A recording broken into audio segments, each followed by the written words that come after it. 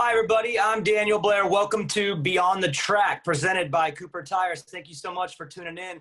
This is going to be a fun one. I'm really looking forward to it because it's a guy that I like a lot. He's fun to talk to. He's the owner and team manager of TPJ Fly Racing, and he's got the biggest team in the pits, the most riders, and gets a lot of attention on race days. But we're going to focus on his story today. Ted Parks, welcome to Beyond the Track. Glad to be here. Glad to be here. This is going to be fun. Dude, your team, there's so much to explore with the way you do things and what you've created. And we're going to get all to that as we get going. But I want to go back to the beginning and kind of touch on your intro into the sport. Started small, your own little thing with you and your son, blossom into what it is now. But let's go back to the beginning. How did this all start for you? And how did the seed get planted that ultimately became TPJ Racing? Well, we started out with Teddy when he was little on 85s, doing the RM Cups, running around with Ryan Dungey. And I started out with a tent with my feet by the campfire and, promoted to a fifth wheel that you had to unhook and unload the bikes and load the bikes. And then we went to a fun mover. And at that point, then we moved on up to, I guess, called the big show, spinning the kids' inheritance. Not yours, his, right? Right, ski racing. Is that the key to team ownership, is to use your son's future money? That's it. That's hey, it. So I mean, where did the idea come from? I mean, it's you and him doing your thing, like you said, racing 85s, doing your thing, coming up. What was the spark that said, hey, I can do more with my program. I can make what I'm doing for my son. I can do this for more people. And ultimately, man, you got it going crazy now. But was it just like what you saw back then with him that you knew how tough it was? So you thought, man, how can I help others? Or did you want to go from one to two guys? I mean, just take me through that progression. Well, when we started out, you got to realize I own a big construction company. I was blessed. And I watched parents struggling trying to help kids go racing. And Teddy come up with the ideal, him and a friend of his, Chris Van Diemen, and they started the TPJ, the Privateer Journey. And at that point, I started with the sponsors and saying, let's give the riders product. Let's help them go racing. And, we started on a small level and each rider got, free oils or, started out with free gear and, or tires, et cetera. And over the years, it's grew to where it is today. And, it's to help the young athletes get to that next level. And over the years, the sponsors realized that it's not really about me, it's about helping the riders. And it's grown over the years to, we have just about every product there is for a dirt bike. And they put in a little monies and then put in product and then, put a contingency program together to help these guys go racing. And I never dreamed it would get to where it is today. But I have a lot of loyal sponsors been with me in the pro ranks now for going on 15 years. And that says a lot that, we try to teach these young athletes to be appreciative and thankful of the product and talk about it and talk about how good the product is. And, how they get off the starting line with the Cruise and, how the engines stay cool with engine ice and, the insides of the All Balls racing products, Vertec, hot cams, and then of course Fly, and there's so many of them, Pirelli tires. You have to go to my website, tpjracing.com, and then it'll pull up every sponsor involved. And we have a lot of them. We really do. So, I never dreamed it'd get to this level. And we got up to 20 riders one year. And, ooh, that was a tough one, I can tell you. So, yeah, I think come 2021, we're going to do 6 on a full sponsor and 4 on a transport. We're going to step it back to 10 riders. So 20 was too much? Yeah, it was a little bit of I thought I was kind of like in the retirement stage, and it came back. It was a full-on job, 80 hours a week, trying to keep up with the product and the riders and the contingencies and who pays who and getting dirt bikes for some of them. And, we love it. Don't get me wrong, but in order to take to that level, it's going to take a little bit more staff, not just myself with a 5-man crew. I mean, when you run that kind of riders, you're looking at about 10 people on payroll to make this happen. And not to say it won't happen one day. know, Teddy is my youngest. I'd say youngest. He's 30 now. So, he knows how to talk to these young athletes and explain to them what they're doing and help them on the track. And then I help them in just a basic life, just a basic of, it's loyalty and respect. It's being appreciative of what you get in life. It's not just riding a dirt bike. It's teaching them responsibilities to grow up and move on to other positions. It's like a good example is Dustin Pipes. He has HEP now. He started a whole new team and is doing pretty good at it. He helps, he asks me every now and then about this and this, and I don't mind teaching people. It's about helping the sport grow. So, that being said, this is where I am today. People come to me and want me to work on their generators and want me to work on their deals. Hey, Ted, what's wrong with this?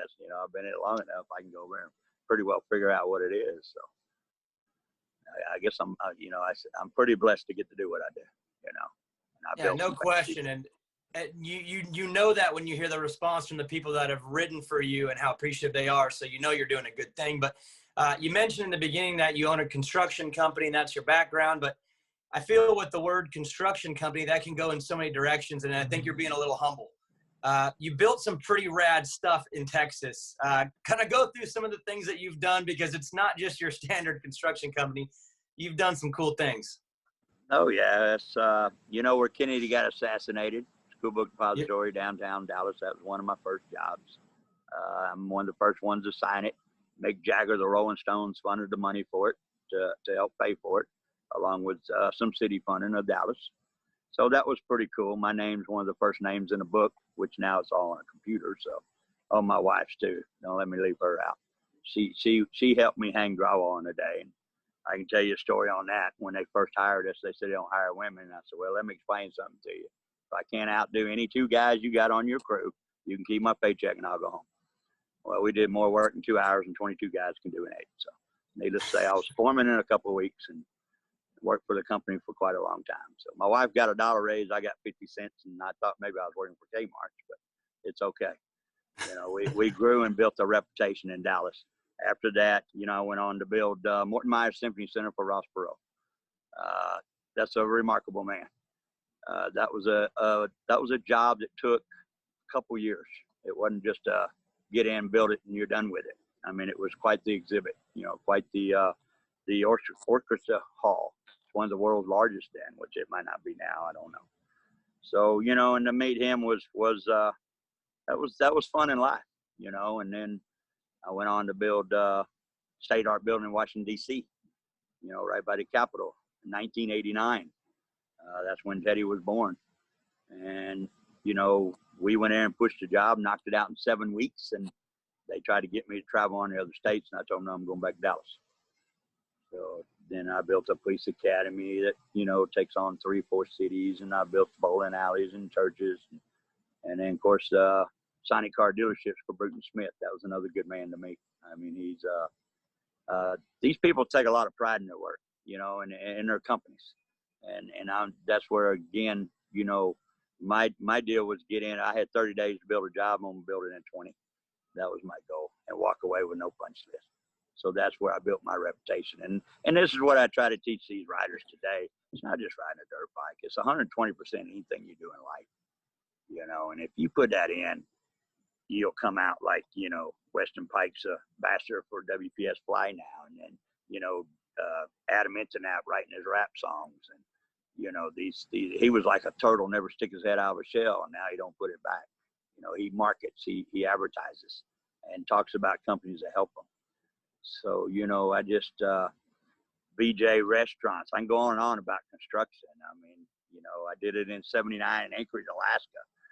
Okay. So I did the mayor's office. So, I got a lot of stories to tell about construction, but all in all in life, it's about giving 120% and exceeding that a goal. And you give it what you got in motocross and try to move these guys. Like Weston went on to a factory team after so many years. And I was so happy for him. And then, PJ Larson and Jimmy Albertson, and Adam Internet. And, I'm going on about guys that started on my program. Daniel Blair rode under my deal back in '08 or '09. So, you know, it's like, you know, I love it. I love the people, the family, and, you know, meeting different people. I'm hanging out here in the RV deal at Onan. I'm friends with them and get my rig serviced up. You know, it's just the people you meet traveling. You can't beat it, Daniel. I mean, you really can't. I mean, I just, you know, I love what I do. I don't think I'm ever going to quit. I'm going to grow it to where it is, let Teddy kind of run it, and, you know, I'm still going to be involved. Well, Ted, you mentioned just your reputation, and obviously in the construction world that worked, because if you do a job and you do it bad, you don't go far. So obviously you building the things that you've built is because of that reputation.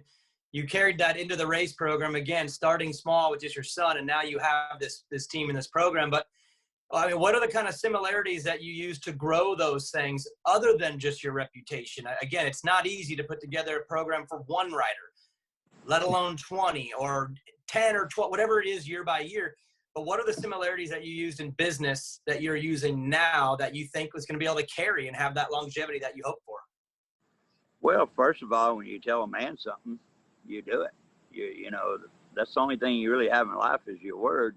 And to grow this company is these people that are involved in my program.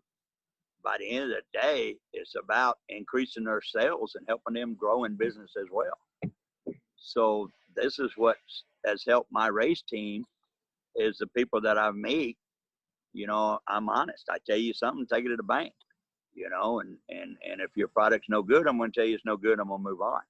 So that being said, that, you know, all the sponsors that I have are just as loyal to me as I am to them.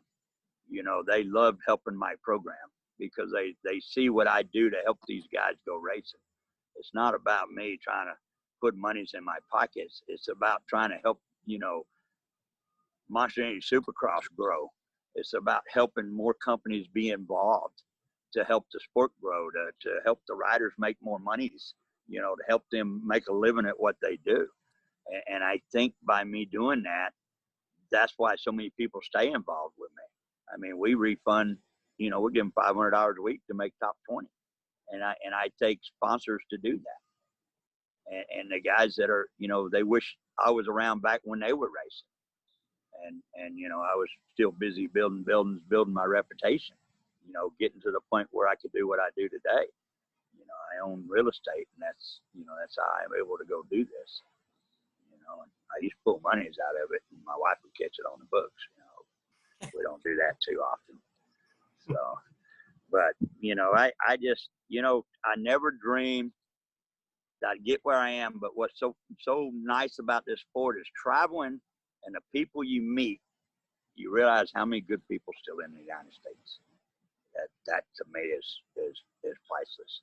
And the families, I mean, the riders I got one right now that he washes his own bike, does his own stuff. I have my guy Jesus, Chris Pagala, take him to the line. And Chris Pagala says one of the hardest working young adults he's ever met.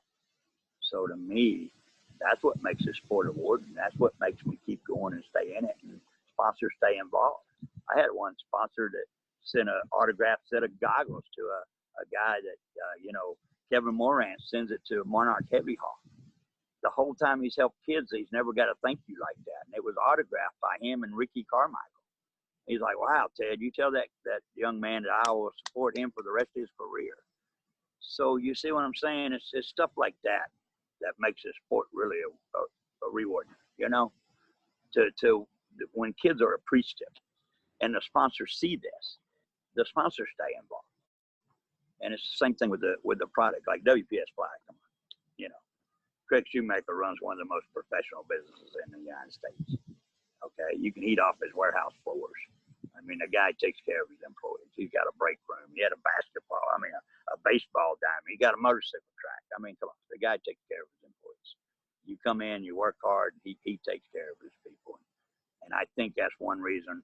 Not so much me advertising for him, but it's what he puts into his company where he is today. You know, that's one reason why he's growing, is because, you know, when you put 120% in anything you do in life, you're going to succeed. You put in 80%, you think you can work 8 hours a day, 5 days a week, you're not going to make it in this world. You know, it takes a lot of hard work, and people didn't realize that, you know, I'm the owner, but I got my company where it is today because I stay in the field. I work, you know, I drive the stakes, I set up the canopies, I cook. I mean, I don't mind it, you know, and that's what makes my company where it is today. Not just sitting in an office depending on people to try to run my business. I mean, it's the same thing in construction. Although I wrote the check, I bought the materials, payroll, accounts receivable, I still wore my tools. I still worked in the field. And that's where my reputation is, how I made it to where I am today. It's just, you know, I put 120% into it. Ted, you know, in this sport, there's different teams. They're all ran differently. They all have their own idea, even with their ROI and their sponsors. They all have their own unique way of doing things. If you're a factory team, sub-factory team, your team. For you being a privateer team with privateers, again, trying to teach these boys how to become men and act responsible, how important is it for you to team up with Craig at Western Power Sports, the owner of Western Power Sports, someone that's like-minded, where you're going to do a unique way of giving them an ROI? It's not the same as Justin Brayton or Zach Osborne. That's a different program. Your program with Fly and WPS is very unique and specific because of your riders and your team and your approach. So how important is it for you to find companies that are looking at it from your point of view, not just the standard, hey, we need to see the guy on the top of the podium. We need him to represent. You need a guy like Kevin Moran's to act this way representing us. Has it been hard for you to find like-minded companies that think like you do, like Western Power Sports and Fly? It's funny you say that because, yeah, they all want somebody on the podium. There's no doubt. And my program, once they get in the top 10, Honda, KTM, Kawasaki approaches me and say, hey, Ted, we want that rider. Okay. You know, write an article, do a release, thank the professional journey for getting them ready to be in that level and take the rider. And I think that my sponsors see that my guys are appreciative, and Kevin Moran's, let me tell you, he markets, he definitely thanks the companies and does a lot of Instagramming and tweeting, and, you know, and then, you know, I've got Wheels working with the company now to help with the Instagram and the website and stuff. So, you know, I think with the sponsors, yes, you're right. It's hard to get a sponsor when my guys are running 10th, 11th, 12th, 18th. But when they're at that point, they're being looked at by the factory teams. And I'm not a factory team. I'm the professional journey, help the privateers, you know, and the sponsors see that and they're willing to help out, to help my guys get up to that other, you know, to that next level. So Craig, I mean, me and Craig, we go back a long, long ways. And, you know, I'm very blessed to ever meet the man, to be honest with you, just like, you know, Mick Jagger and, you know, Ross Perot and those guys. You know, when you go through life and, you know, you have a destiny and you never know where you're going to end up. And that's what I try to explain to these kids is to young adults, is to be thankful and post up and thank the sponsors that are helping. And even when you move on and you go to another team and you have to change a sponsor, be sure to thank the guys that helped you get to that next level. Even if it's, you know, switching from fly gear and having to wear Thor. You see what I'm saying? Because you're on a factory team and they require that. Be sure to thank the guys that got you to that level, to that next step. And that's where my sponsors appreciate it. You know, is when they move on, they might have to switch from Lacrosse to Henson. You know, they might have to switch from Yosemite to FMF. You see what I'm saying? And I explain this to my sponsors. But we, you know, I run a big program down the highway. We do a lot of Instagram. We set up flags and people barriers. You know, I try to go above and beyond to let the public eye see what we're doing to get them to that level. And I think that's is a good reason why I pick up a lot of these guys to sponsor me, because they know that I'm not on the podium, but I am out there helping a lot of guys get to that level to get to that podium. And I could cut my program back and, and take 3 riders and get, the top dogs, but that's not what I'm about. I'm about helping these underdogs get to that spot. It's what I enjoy. There's a debate to be made on what helps with an ROI. You just take a manufacturer. There's a debate with, if a guy wins on Saturday, do people go buy that bike the next week? And if he's wearing a certain type of gear or a certain exhaust, does that sell? And I've heard from a lot of people that tell me they look from 10th through 20th to see what those guys are riding, because more than likely they chose it. And they're also working with companies that are working with them, even though they don't have that top 5 result. So I know a lot of people that choose specifically to do buy the things that they want to buy because of riders like your riders, because it's more of a choice. If Kevin Moranz wants to ride a KTM or Weston Pike wants to ride a Suzuki, they go, that guy chose that bike, I'm going to choose that bike. It's so that's a debate. You can debate it both ways, but I know what you're saying is your guys are representing your sponsors in a way that appeal to the masses. I've heard it plenty of times. One thing that you have mentioned so far is Kevin Moranz, Dustin Pipes, Weston Pike. Weston Pike, I would assume, has to be the most successful rider to come through your program. He made it to the factory level and was there for a number of years. What was it like working with him? I mean, Wes, he's a unique individual. I know he's he can be tough at times, but I have to imagine that you value that in him, just the relationship that you had with him and the work ethic, because, I mean, look what he did. Look where he ended up. I have to imagine that you value a person like Weston Pike, just as a person. Oh, yeah. I had him on my team. I can remember in MetLife having to put Vince Freezy at one end and him at the other end, and tell him there's going to be no fighting in the middle, And Weston, he, just like Daytona, kicks the bike off the stand, I said, dude, you got to chill out a little. And if you hit somebody, at least take the helmet off, I mean, and that was when he moved on. Don't get me wrong, but, man, I love Weston, his mom, his sister, his dad. I mean, they were good families. I mean, his dad will never admit him kicking the bike off the stand, but he did back years ago on an outdoor, and watch you go. Weston did it in Daytona. Apple didn't fall far from the tree. But Weston learned and appreciated and set back and started really doing his program when he got over on the factory team. It was like, man, it was night to day. He was ready. You know what I'm saying? He's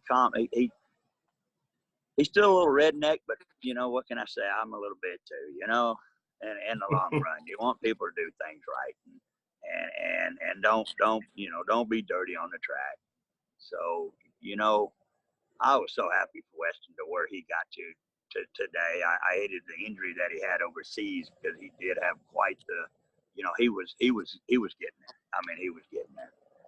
And I'm so happy that he's with, he stays in the industry.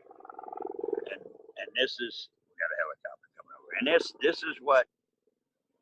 this is what I teach these young athletes.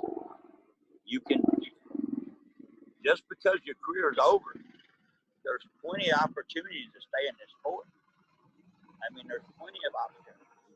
If it's teaching a rider how to ride, if it's mechanicking on a bike, if it's working in the industry, if it's going to be the announcer, running around the track, you know what I'm saying?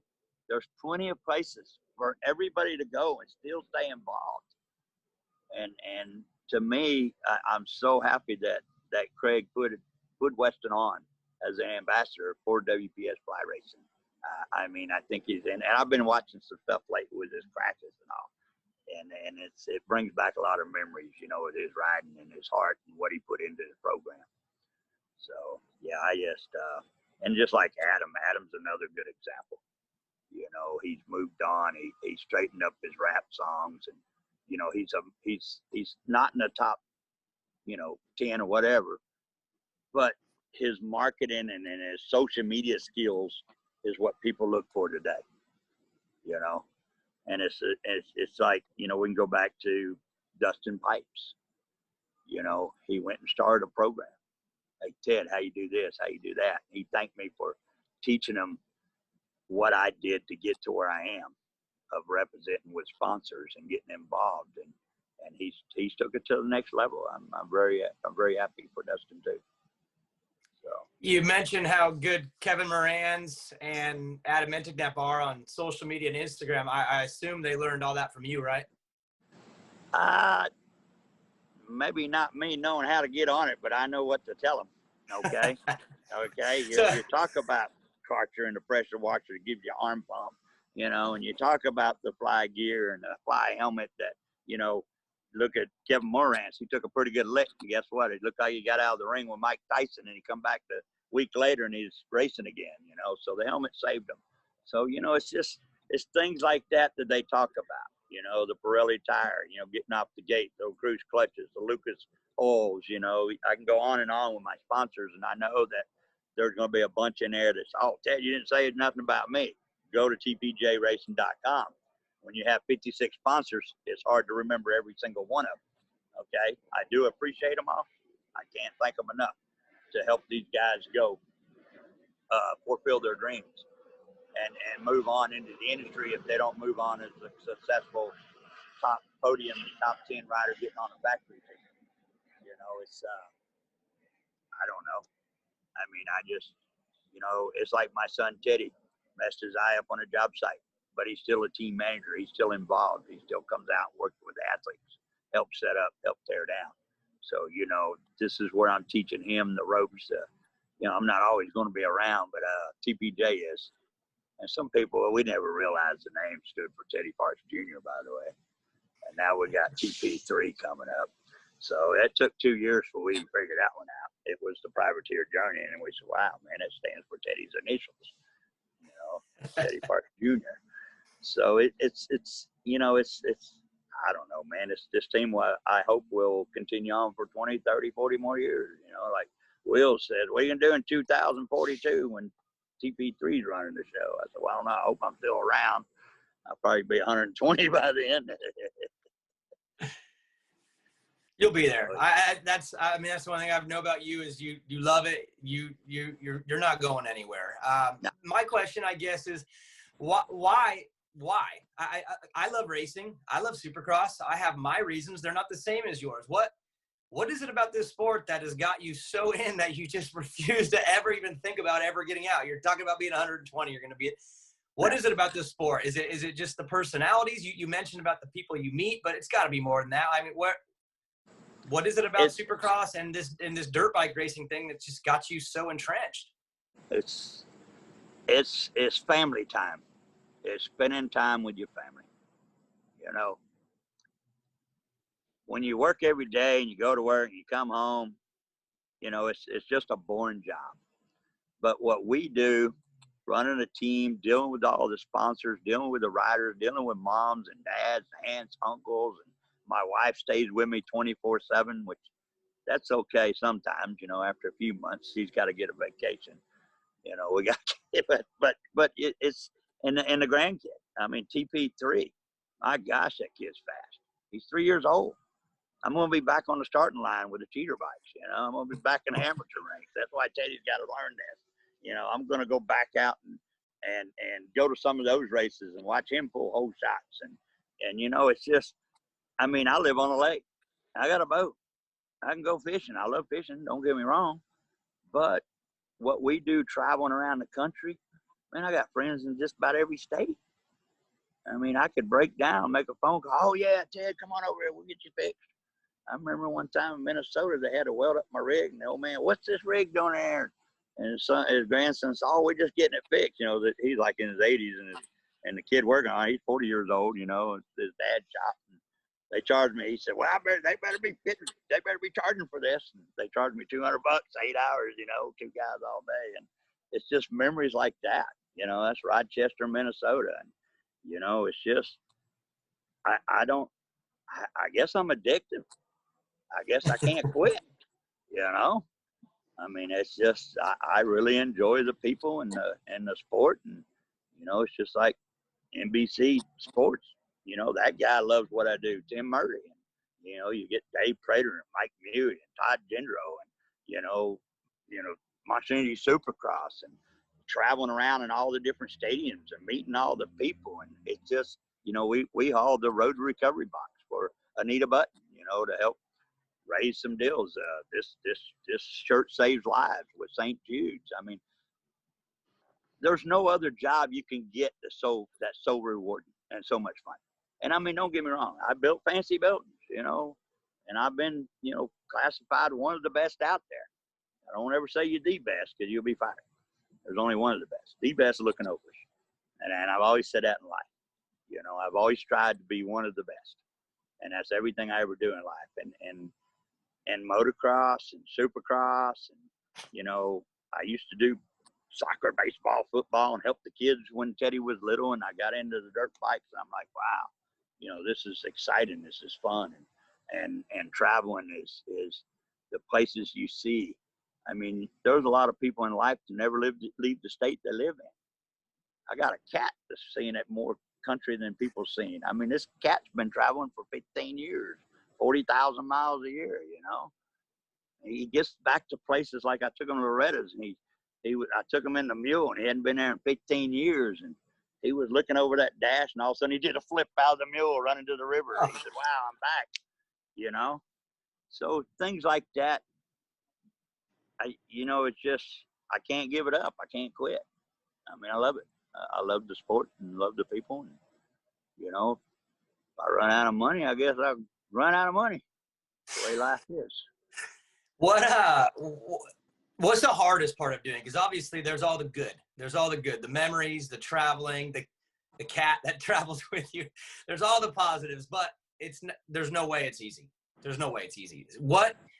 What's the biggest challenge? If you had to say just one thing, like is it the off season, putting it together? Is it the travel? Is it the maintenance? What is the one thing that, man, you'd like to sub it out to somebody else because you don't like that part? Yeah. Breaking down in the rig that takes 11 people to figure out what's wrong with it. Spending $12,000 to Cummins to find out I got a loose wire in a fuse box. You know, blowing an EGR valve up by Lookout Mountain. I have to go up the mountain 6 times, Googling how to tear it apart and pull the turbo and fix it in a rest area and still make it to the race on time. I mean, those are tough, okay? Or the graphic people sticking a sponge that falls in my rig and sucks up in the air breather for about 6 months, and I find out after I blow the turbo and the transmission and the exhaust that I got a sponge floating around in there, you know? It's things like that. It's challenging. I'm assuming those aren't hypothetical situations. Those happened. Yeah, it's Lucas Oil. You know, thank goodness they took care of my transmission. You know, Forrest Lucas is another good guy in the business. You know, it's just, that's the part that, like, trying to leave Morgantown 6 times going up the mountain, breaking down, being towed, and went through the ECM and went through the lift pump and went through all this stuff to find a loose wire in a fuse box. You know, it's just, but then again, you got to look and say, well, they got to figure it out $12,000 later or $100,000 later on a turbo and a transmission and, you know, tires. And I could tell you all kinds of stories traveling. That's my worst part of the sport is holding on that wheel, going down the highway. I used to pull a double stacker, 80,000 pounds, and hoping the tire don't blow, you know, or you don't break down, or you ain't stuck up a mountain waiting for a wrecker service to come tell you, you know, 100 yards for $600. You know, it's just things like that. But that's we get over it. You know, thank God I had the abilities to fix it.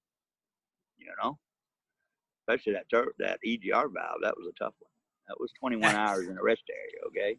I say you mentioned it a couple of times. I'm assuming that one really stands out as one you didn't like having to deal with. Yeah, I think my dad set up in his grave when I figured that one out and fixed it. But like I said, I about hit a bald eagle coming out of the mountain. I knew it was a good day. I found $1 in the rest area. It's been floating around a while, and I did it and fixed it myself for about $3,500 instead of $14,000, and I did it in 21 hours. So yeah, that's one I'll always remember, even if I get all timers and some timers. I always remember that breakdown. For sure. Speaking of memory, I mean, you've been doing this for a long time now, and one of my favorite parts of the sport too is just the different stadiums we go to. It's the Cowboy Stadium, the Viking Stadium, the new stadium for the Falcons, and it's like, I like you. I've gone to some of the old stadiums that have been now bulldozed down, and they got these brand new ones. So you got all these memories of these different places you've been. What stadium for you, when you just pull in, you're like, and don't say Dallas. That's not fair. You can't No, I say, wouldn't. you can't I say wouldn't. Cowboys. No. But what stadium, when you pull in, you're like, you look around and just go, man, this is unreal what we do in these buildings. Like, which one for you stands out every year? That's the one. Well, to be honest with you, MetLife was the best to me. MetLife and then Gillette. But, you know, I had a friend, we used to bring the helicopter out, take the guys up, do videos of the parking area and shoot in the track and take them around to New York. And, you know, I guess to me, yeah, MetLife and then Gillette. And I had a buddy that always did the Wi-Fi, you know, the internet. So I got, you know, everybody's like, wow, like Mike and them, how you know these people, Ted? Because I know the people run the buildings. So I get in early, like Gillette, they ran and got me power. I had the guy leaving with, you know, with fly umbrellas and posters. And I mean, he's the main guy that runs Gillette, you know. And he's like, how do you know them? It's because of 5 Bars that did all the internet was a good friend of mine that sponsors. So at each stadium, I was kind of fortunate because even Angel Stadium, knowing the lady there, California Coast Plumbers, is real good friends with her. So I always had an insight at all these different stadiums. And, you know, to pick out one of the best stadiums, they're all, I mean, every one of them is kind of phenomenal, except, you know, I understand when you don't have a roof, it's kind of bad when it pours down rain, you know, but, you know, even Seattle, I got good memories up there too, you know, in Seattle, Washington. Racing at that stadium. I mean, it's just back when Aaron Bates was your run around taking pictures. You know, we used to have a good, you know, and getting to park. You know, after a while, we had to go inside the stadium, and I could park and have electricity. You know, and stay in my motorhome in the other hall. I mean, it's amazing some of the buildings that are built in this world that holds, you know, football games and holds Supercross, you know, races. And it's to get to race in those facilities is just really unbelievable. It really is. That Bell put something like that together and makes this happen. Even in Jerry's world, you know, the big AT&T Stadium. So, yeah, I think that Gillette, MetLife, you know, we even used to race up in, what was that, up in toward Oakland up there in that stadium. That was a nice stadium back then too. Yeah, for me, it's one of my favorite parts. This has always been just going to these places. And again, I'm a football fan, so it's like we take over this place, and this is not a football stadium when we're there. There's a dirt bike race going on, and then again, you look out in the pits and you see all the semis just lined up. It's cool, and for you to be a part of that now, like you said, to take what you started with your son and turn it into this thing, which is you've created a machine over there. I can't imagine the hurdles that you had to face. I mean, they're nothing compared to the positives that you have now having this. Oh yeah, I mean the positives outweigh the, you know, the good times outweigh the bad times. You know, you don't always have a perfect week. You know, you might break down. And it's like Canada. You know, Canada was a really nice place, Toronto, where you could sit up there in a glass wall and watch the whole race. I had a lot of Canuck buddies. I used to feed the security guys ham and cheese biscuits. I didn't have to worry about my stuff in the parking lot, you know. So it's just, I don't know, man. It's, you do have your ups and downs, there's no doubt, you know. And then, of course, you have some riders that want to badmouth you, think your team's no good, they ain't doing worth a darn because of you. So we don't get involved on that. I just, you know, wish them best of luck and send them down the road. See ya. I think it's probably the best way to do it. And again, don't need to play the game and talk back. Just good luck. We're going to keep doing our thing, which obviously, again, you've proven works. Ted, last thing, where can people find you as far as fans, sponsors? What's the best way to get a hold of you and your program, and whether they want to support it or just follow along? Where can they go? tpjracing.com. Go to the Instagram. You hit it on Instagram, or you can go to the website. and check out the website, and we'll respond back. I mean, that's you know, we're growing a bunch right now. I mean, it's amazing that the pictures that are taken by one of my drivers, Jason, and Wheels, this year it's really taken off. I mean, everybody, I'm getting a lot of people following the Instagram now. Me, I don't respond too much. I kind of just really look at it. I let other people that I hire do the responding. But, you know, people want to get a hold of me, I'll respond back, and sometimes give them my direct cell, and we'll talk to them. It's like the riders, you know, I have a lot of riders begging right now, but we're just trying to finish up the season and get ready for 2021.